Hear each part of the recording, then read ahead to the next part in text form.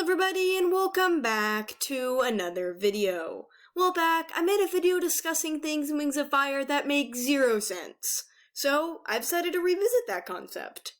There have been a few things I've noticed since then, as well as a topic or two I wish to rediscuss. Because in a fantasy series full of dragons and magic, there are bound to be some things that just make no sense. This video does contain spoilers for Winter Turning, so please keep that in mind. Before we begin, a huge shout out to my patrons, Chris Roblox Man, Drug1185, and 3 Moons. Thank you so much for supporting me. Links to their social medias are in the description down below.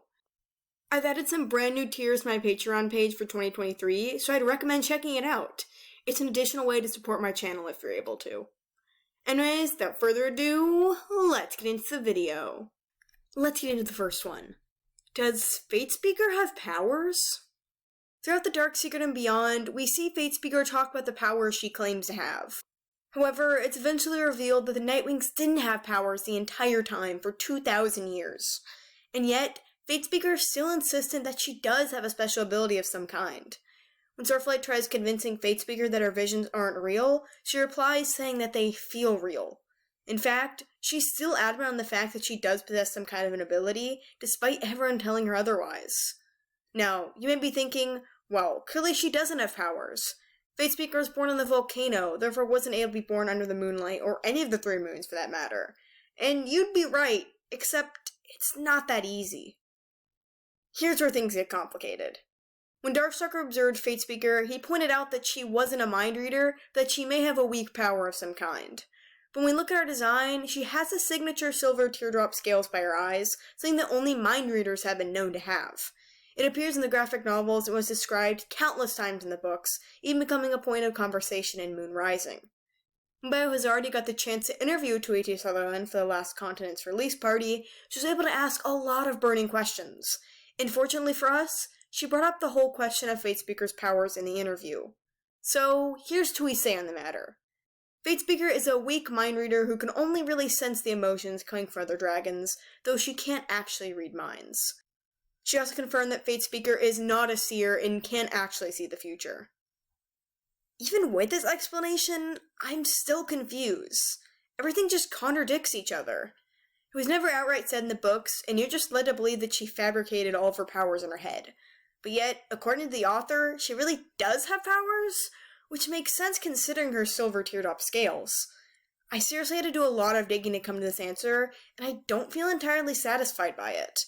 In fact, it raises more questions than it gives answers. How did Fatespeaker even get her powers? The only dragon we know of that had a weaker version of a Nightwing ability was Whiteout, who was born a day later than expected. In her case, her powers were pushed deep inside, though she still possessed mind reading and foresight, just very weak versions of it. This is likely because the moons wouldn't have been as bright at the time of her hatching, so we can infer something similar happened in Fatespeaker's case. Which I guess makes sense if she was born on the volcano, because the moons would be shrouded in darkness from all the smog. How did this not happen to any other Nightwing? Nobody had powers in 2,000 years, and you were led to believe that Moon really was the first one. Why wasn't this a bigger deal in the series? How come nobody else got powers but Fatespeaker did? Other eggs surely would have hatched with them if that were possible, right? It really doesn't make sense, and I hope someday we'll be able to get a definitive answer. In the meantime, we can say that she has weak mind reading, but the whole concept of it just makes zero sense. Now, I would like to revisit something I brought up in the previous video, Onyx's age gap at Jade Mountain Academy. I mentioned how she is way older than all her classmates, possibly being the oldest dragon in the school besides maybe Webb's. I think in the original video that I should have explained the concept of dragon ages more thoroughly. I had a lot of comments saying the age gap is just because dragon ages work differently. Which, yes, they do, but as confirmed in the series, in most tribes dragons reach adulthood at age 7. This is when they stop rapidly growing, so it is considered the age of maturity in nearly all the tribes.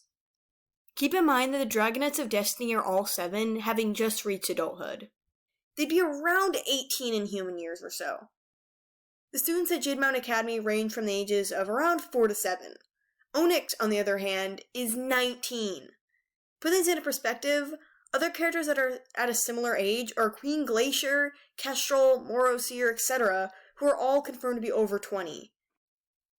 Based on their maturities, we can estimate a 20-year-old dragon would be about the same as a human in their 30s to maybe even 40s. This would be the equivalent of going to a school with people decades older than you, which would be understandable if it were a college, but from what we've seen, 𝙈𝙤𝙤𝙤 Academy is more of a school for dragons on the young side. I had some people comment about maybe the school is made for dragons of all ages, but I don't really think so. All the students besides Onyx are at a relatively normal age for the maturity of going to a high school. The curriculum, classes, setting, and way of doing things doesn't seem like a college, or a dragon version of it for that matter. The kind of stuff they're teaching, and the way they're teaching it, isn't presented how it would be in the kind of school meant for any age to attend. I just don't think Onyx's age gap can be explained reasonably, especially considering she's 12 years older than all but one of her teachers. And like I mentioned in the previous video, it would have made a lot more sense if Onyx was a teacher at 𝙈𝙤𝙤𝙤 Academy rather than a student. Plus, the plot would have had a lot more potential that way, with the 𝙈𝙤𝙤𝙤 discovering one of their teacher's secrets. Another thing in Wings of Fire that doesn't make sense is how Sky was able to speak dragon. It's understandable that Ren had a good idea of her language. After all, she was 7 when she had to run away from the Dragonmancers, so she was decently educated. However, Sky was a newly hatched dragonette when he got dropped in the river and seemingly died. Dragons aren't born with the ability to speak or understand language that well. However, they catch on quickly, as shown with Bumblebee learning how to babble and mimic others fairly early on as a hatchling. With the scene of Kestrel having to choose to kill one of her dragonettes, we didn't hear about either one of them talking or really even being aware of what was happening. I think it's reasonable to assume that they were pretty young when this happened, even younger than Bumblebee. After all, Kestrel couldn't have kept them hidden for long. And yet, he somehow learned how to speak dragon? The moment he meets Ren, they're able to start finding a way to communicate. It makes sense how Ren was able to speak human, but Sky speaking dragon? He had probably only heard his mother say a few words, yet was able to speak enough dragon to hold full conversations with others and combine what he knew with Ren's language. There really is no answer in canon. People can try to make up what they want, but there's no real explanation. It's a total plot hole in the series that has been really overlooked. Even when I was first reading Dragon Slayer, I found it incredibly odd. This next one absolutely blew my mind the minute one of my friends, Veru, brought it up. RainWing blood can't be red. Hear me out. Hemoglobin is a protein in your body that contains iron and gives blood its red color. And yes, contrary to popular belief, human blood is red even while still in the body. Without that iron, blood can't be red. Instead, it would be more of a pale yellow color, sort of like plasma. Well, iron is not made inside the human body. Instead, it's absorbed through what you eat. Iron can be found in 2 different ways: animal-based sources and plant-based sources. Well, all animal-derived ways of obtaining iron, such as red meat, seafood, eggs, poultry, etc., are entirely off the table. The RainWings are mostly vegetarians, so the large majority wouldn't be eating any of the meat-based options. Plus, they used to live isolated in the rainforest, so they wouldn't have access to chickens or anything else that would work for vegetarians in that category. There are plant-based sources of iron, though. Some such examples are nuts, dried fruit, pasta, bread, legumes, leafy green vegetables, more specifically spinach, silver beets, and broccoli, oats, and tofu. The nuts and dried fruit options could work, however I doubt the RainWings are actively drying out their fruit when they have no need to. It can just be plucked right off a tree and eaten to satisfy them in that moment. Nuts could work, but there's no way every RainWing eats enough nuts to give them all a sufficient amount of iron. Legumes are very prevalent in rainforest climates, though. From what we see in the average RainWing diet, it's mostly fruit and very little else.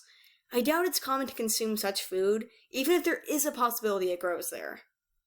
According to the Flames of Hope, RainWings do eat chocolate. Dark chocolate is a great way of getting iron, but I doubt they're making that specifically.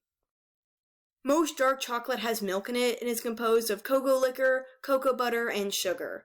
Dragons isolated in the rainforest would not have access to milk, or even cows for that matter. I don't know too much about the plant life in the Rainforest Kingdom, but I doubt the RainWings are growing sugarcane, especially when they have easy access to fruit and make it their entire diet. As for the milk part, there is dairy-free chocolate, yes, but it's a huge stretch to consider the possibility of A, RainWings actively making dark chocolate and having a recipe for it, and B, them eating so much of it to the point where it gives every RainWing a sufficient amount of iron.